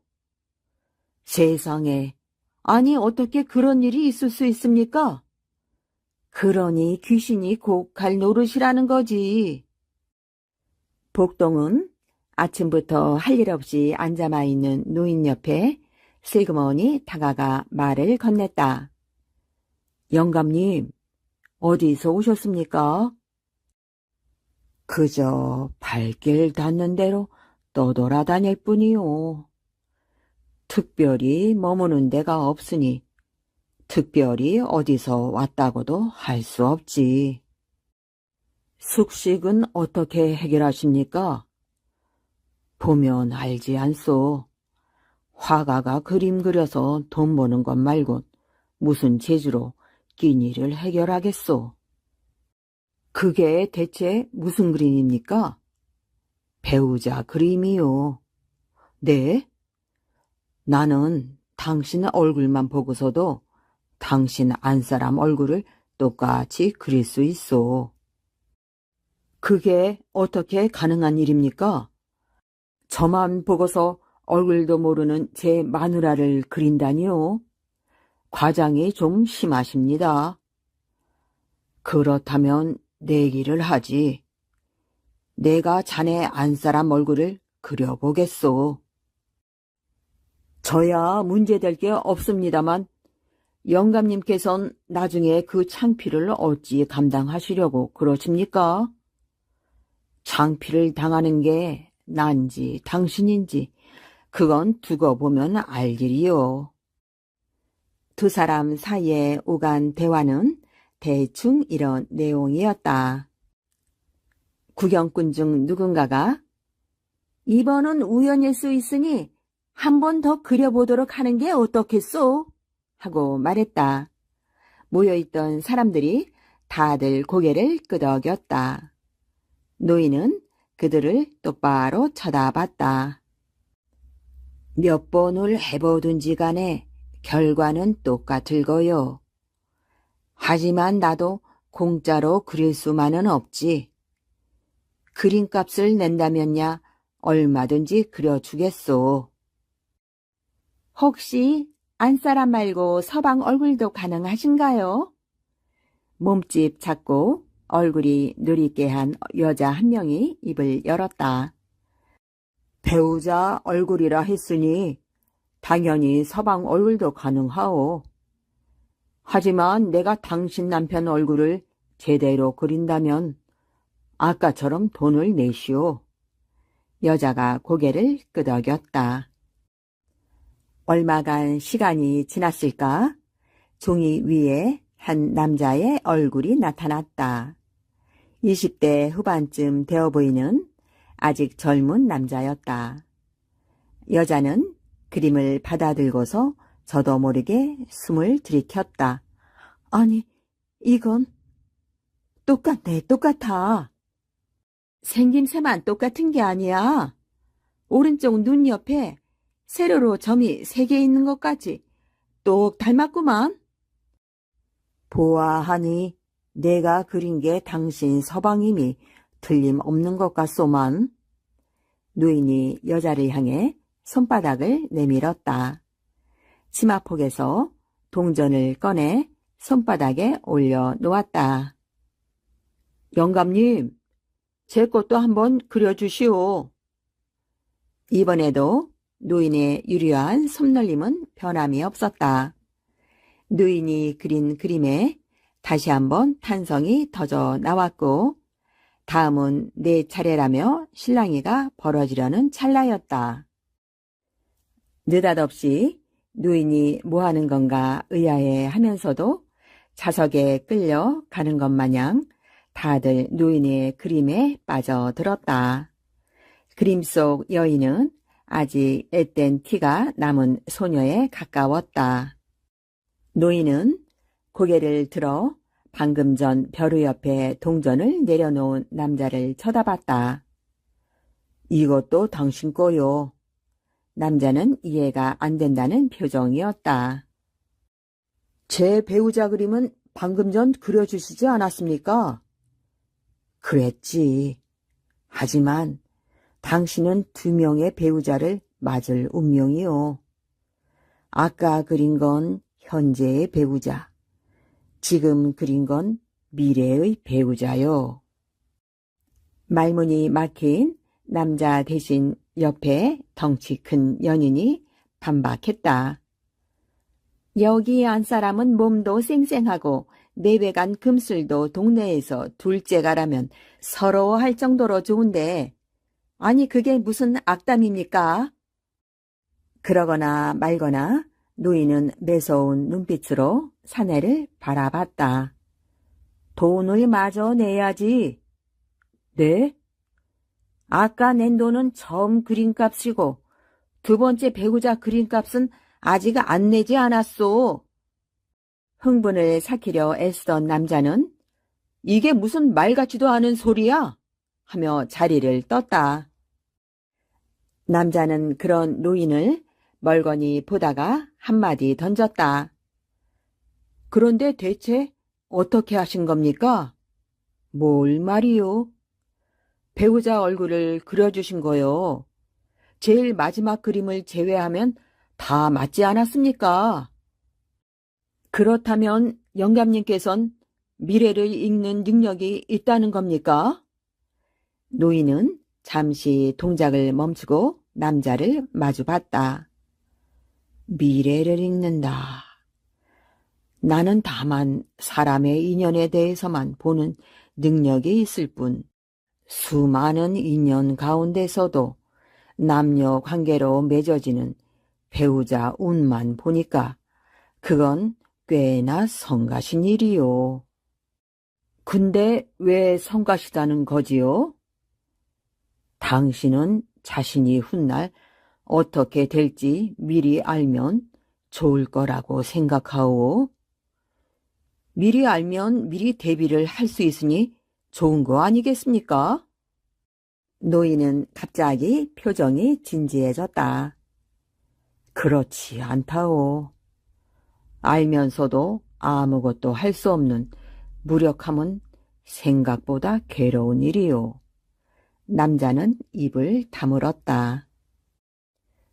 노인이 말이 없자 꼬마는 돈 때문이라 생각했는지 제법 맹랑한 소리까지 했다. 저는 돈이 없지만 우리 집은 요 앞에서 밥집을 해요. 어머니한테 식사 한 그릇을 대접하게 해달라고 하고 그걸로 그림값을 대신하면 안 될까요? 그러자 노인이 꼬마를 똑바로 쳐다봤다. 내 그림은 못 그려준다. 꼬마는 시무룩해졌으나 그래도 포기하지 않았다. 왜요? 밥값이 그림값에 못 미치나요? 돈 때문이 아니야. 그러면요? 돈 때문이 아니면 왜 못 그려주시냐고요? 집요한 것이 꽤나 성가신 꼬마였다. 너는 장가를 못 드니까. 네? 때를 쓰던 꼬마는 생각지도 못했던 말에 화들짝 놀란 얼굴이 됐다. 노인은 짐을 싸서 유유히 발걸음을 옮겼다. 반년 뒤, 혹시 저를 기억하시겠습니까? 기억이 나지 않는 모양이었다. 뉘신지 반년 전이었던 것 같은데 옆 동네에서 이상한 노인이 그림 그리는 것을 함께 구경하지 않았습니까? 남자는 어렴풋이 떠오르는 것 같았다. 남자는 팔생을 찬찬히 뜯어보았다. 참말 기억력도 좋으시오. 혹시 그 뒤에 노인이 다시 마을에 나타나지는 않았습니까? 남자는 심각한 표정으로 고개를 흔들었다. 그때 노인이 2번 장가 갈 거라고 했던 사람 기억하시오? 네, 노인한테 화를 내면서 돌아가지 않았습니까? 결국 노인이 말한 대로 됐소. 네? 막돌이, 그 남자 이름이 막돌이요. 막돌이의 한 사람이 만삭이었는데 아이를 낳다가 세상을 떴어. 산모랑 아이랑 둘 다 죽었지. 막내 동생이 시리에 빠져 있는 걸 본 형님은 재혼을 권유했소. 형님은 수소문 끝에 친구 딸과 막돌이를 맺어줬다오. 혼례식 날 신부 얼굴을 보고 동네가 발칵 뒤집어졌어. 노인이 그린 그림 속 바로 그 얼굴이었거든. 제일 놀란 게 막돌이 본인이었지. 그리고 말 나온 김에 남자가 갑자기 목소리를 낮췄다. 표정도 조금 어두워진 것 같았다. 금동이가 죽었다오. 금동이요? 왜 그 자기도 그림을 그려달라면서 매달리던 맹랑한 꼬마 녀석 말이오. 그렇다면 남자도 팔생의 생각을 읽는 것 같았다. 그렇소.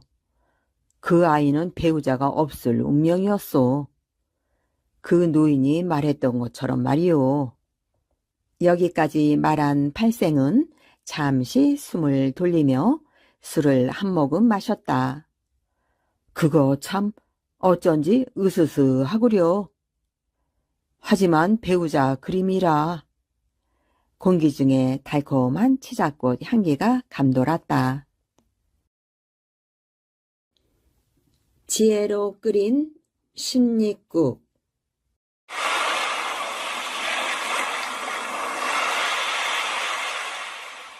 파도 소리가 들려오는 평화로운 서해 바닷가였습니다. 어느 날 봄, 농부의 아내는 아이를 낳았습니다.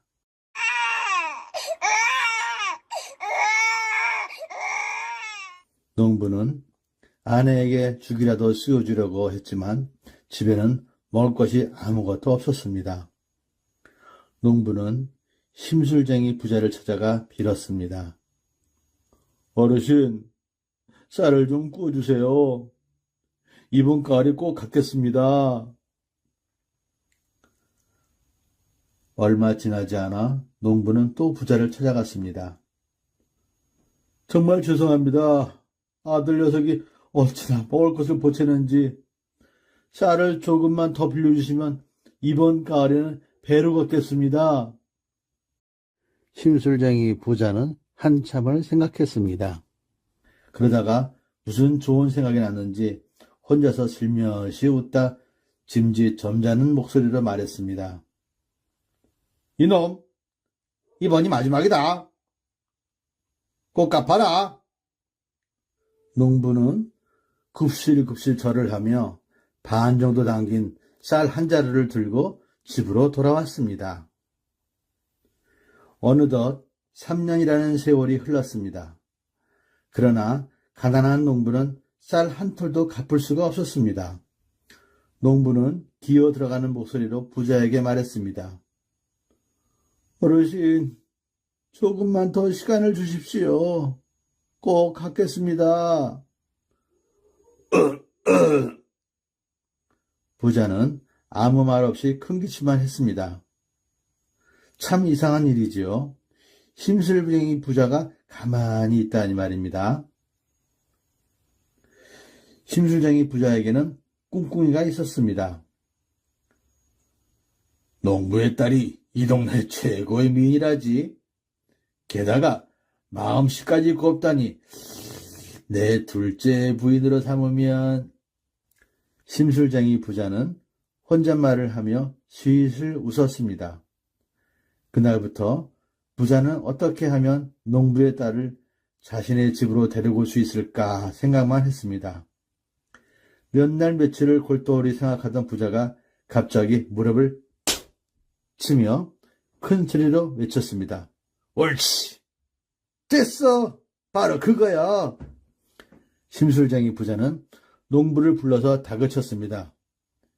네, 이놈! 그동안 내가 너를 불쌍히 여겨서 쌀을 빌려주었는데 3년이 지나도록 쌀 한 톨도 갚지 않았으니 네 죄가 얼마나 큰지 알겠느냐? 농부는 땅바닥에 코를 박고 두 손으로 싹싹 빌었습니다.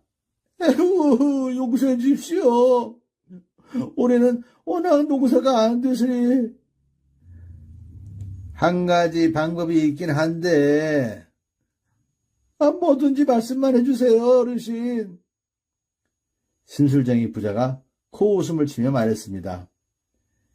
내일이 내 마누라 생일인데 마누라가 국을 좋아하니 심리국을 끓여다 바쳐라. 만약 심리국을 바치지 못하면 네 딸이라도 바쳐야 한다. 알겠느냐? 농부는 깜짝 놀라 몸을 벌떡 일으키며 물었습니다. 어르신, 심리국이라고요? 그런 국은 처음 들어보는데요. 부자는 시치미를 뚝 떼며 말했습니다. 하여튼 심리국을 끓여오게. 농부는 기운이 쭉 빠져 허청허청 집으로 돌아왔습니다. 아이고, 이러웠죠. 아이고. 농부는 아무 말도 않고 자리에 누워 속을 태우며 끙끙 앓기만 했습니다. 보다 못한 농부의 아내가 물었습니다. 여보, 답답하게 그러고 있지 말고 무슨 일 때문인지 말씀 좀 해보세요. 농부의 딸도 말했습니다. 아버지, 얼굴빛이 칠흑처럼 어둡습니다. 말씀 좀 해보세요. 농부는 자리에서 일어나 힘없는 목소리로 천천히 말했습니다. 이 일을 어쩐다니. 내일까지 십리국을 끓여다 바치라고 하는데 내 생전에 십리국은 듣도 보도 못했으니. 아내와 딸이 눈을 동그랗게 뜨고 물었습니다. 십리국이요? 농부는 방바닥에 내려앉을 듯이 무거운 한숨을 쉬며 말했습니다. 부자 영감이 공연히 심술을 부리는 것 같구나. 너를 두 번째 부인으로 삼고 싶어서 말이야. 아이고, 이 일을 어쩌니? 아내는 그만 울음을 터뜨리고 말았습니다. 옆에서 잠자던 막내 새들이도 깜짝 놀라 울음을 터뜨렸습니다. 딸은 우는 아이를 업고 밖으로 나왔습니다. 심술쟁이 부자를 생각하자 속이 답답해진 딸은 서해 바다를 하염없이 바라보았습니다.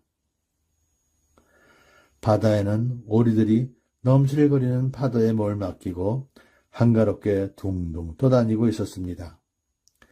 갈매기들도 끼룩끼룩 소리를 내며 날고 있었습니다. 어느새 울음을 그친 쇠돌이가 오리를 보자 갑자기 손뼉을 치며 좋아했습니다. 오리. 그 순간 딸의 머릿속에 번개처럼 스치는 생각이 있었습니다. 그래, 바로 그거야. 아버지, 어머니, 좋은 생각이 있어요. 딸이 소리를 치며 헐레벌떡 뛰어오며 들어오자 농부와 아내는 어안이 벙벙했습니다. 무슨 좋은 수라도 있니? 오리 2마리를 잡아 끓이면 십리국이 되잖아요. 그게 무슨 소리냐? 농부와 아내는 서로의 얼굴만 멍하니 쳐다보았습니다. 오리가 1마리면 오리국, 2마리면 십리국이잖아요. 딸이 차근차근 말했습니다. 맞아. 농부는 딸을 대견스러운 눈빛으로 바라보며 말했습니다. 역시 내 딸이 최고다. 부자 영감이 매일 육지에서 나는 고기만 먹더니 이제는 날아다니는 고기만 먹고 싶은가 보구나. 그 길로 농부와 아내는 오리를 잡으러 나갔습니다. 이리 오너라, 오리야. 우리 좀 도와주렴, 오리야. 제발 이리 오렴. 하지만 오리를 잡는 일은 쉽지 않았습니다. 동틀 때까지 농부와 아내는 오리를 한 마리도 잡지 못했습니다. 여보, 이제 어떡하지요? 우리 힘으로는 오리를 잡을 수가 없으니. 농부와 아내는 기운이 빠져 바닥에 철퍼덕 주저앉아 눈물만 흘리고 있었습니다. 그때였어요. 어디선가 흥겨운 노래소리가 들려왔습니다. 에이 어디야 너를 줘라 에이 어디야. 늙은 어부가 바다에서 고기를 잡고 돌아오는 길에 부르는 노래소리였습니다. 늙은 어부는 울고 있던 농부와 아내에게 다가갔습니다. 왜 이렇게 멍하니 앉아있어? 농부는 늙은 어부에게 이러쿵저러쿵 자신의 사연을 얘기했습니다. 에이, 고약한 부자 영감. 늙은 어부는 농부의 등을 후덕이며 말했습니다. 걱정하지 말거리야. 마치 오늘 그물에 오리 2마리가 걸렸으니 자네에게 줌세. 그러고는 선뜻 오리 2마리를 농부에게 내주었습니다. 고맙습니다. 정말 고맙습니다. 농부의 아내는 오리 2마리로 국을 끓이기 시작했습니다. 오리 1마리면 오리국, 오리 2마리면 십리국. 어서 끓어라. 아내는 노래까지 흥얼거렸습니다. 쇠도리를 등에 업고 있던 딸도 노래를 흥얼거리며 더덩실 어깨춤을 추었습니다. 오리 한 마리는 오리, 오리 두 마리면 십리. 십리꾸가 어서 끓어라. 맛있게 끓어라. 노랫소리에 맞춰 농부집 굴뚝에서는 연기가 멍글멍글 피어오르고 있었습니다. 어르신, 십리국을 끓여왔습니다. 농부는 오리국을 조심조심 부잣집으로 들고 가 자신있게 말했습니다. 그러자 놀란 심술쟁이 부자가 눈을 희번덕거리며 국그릇을 쳐다보았습니다. 뭐? 십리국이라고? 농부는 빙그레 웃으며 오리국을 부자 앞에 조심스럽게 내려놓았습니다. 심술쟁이 부자는 기가 막혀서 얼굴이 벌겋게 달아올랐습니다. 네 이놈! 겨우 오리 2마리를 들고 와서 3년 동안 진빚을 떼어오려는 수작이냐? 이거 완전 돈놈신 뽀르구나. 부자는 분통이 터지는지 숨이 헐떡헐떡 넘어가는 듯한 목소리로 말했습니다. 내가 십리국을 가져오랬지 오리국을 가져오라 했느냐 이 나쁜 놈 같으니. 농부는 머쓱하게 웃으며 말했습니다. 어르신, 무슨 말씀이십니까? 분부대로 십리국을 끓여왔는데요. 오리 한 마리로 끓이면 오리국, 2마리로 끓이면 십리국이 아닙니까? 십리국을 끓여 오리 2마리를 잡으려고 밤을 꼬박 새웠습니다요. 농부의 말에 심술쟁이 부자는 버럭 화를 냈습니다. 그래도 화가 가라앉지 않는지 가슴을 치며 궁시렁거렸습니다. 이놈의 오리들! 이놈의 오리들! 상위에 올려진 오리국에서는 여전히 김이 무락무락 나고 있었습니다.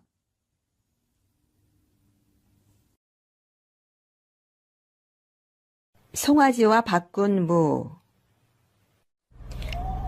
옛날 어느 마을에 아주 부지런한 농부가 살았습니다. 농부는 아직 어렸지만 날마다 밭에 나가 김을 메고 거름을 주었어요. 땀 흘려 돌보는 덕분에 농부네 밭에는 무엇을 심어도 무럭무럭 잘 자랐어요. 자, 올해는 밭에 무엇을 심을까? 옳지, 맛있는 무를 심자. 농부는 밭에다 무씨를 뿌렸어요. 해가 뜰 때부터 밭에 나가 정성껏 무를 가꾸었지요. 시원한 바람이 솔솔 부는 가을이 되자 무는 무척 탐스러워졌습니다. 아, 이렇게 먹음직스러운 무는 처음이야.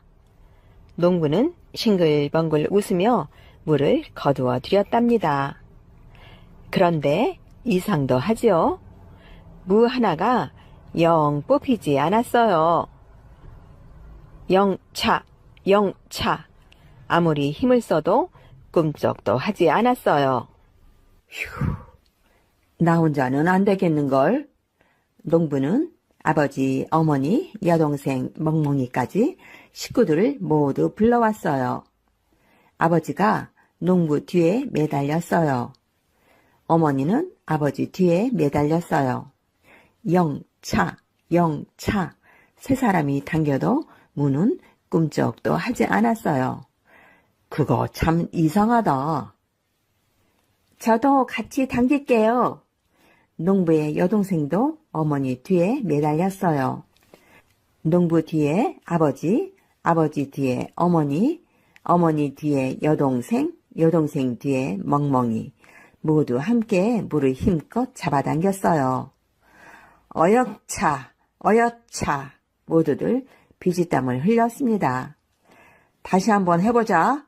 어여차. 그 순간 무가 쑥 뽑혔어요. 아이쿠. 모두들 쿵 엉덩방아를 찧었어요. 농부가 외쳤어요.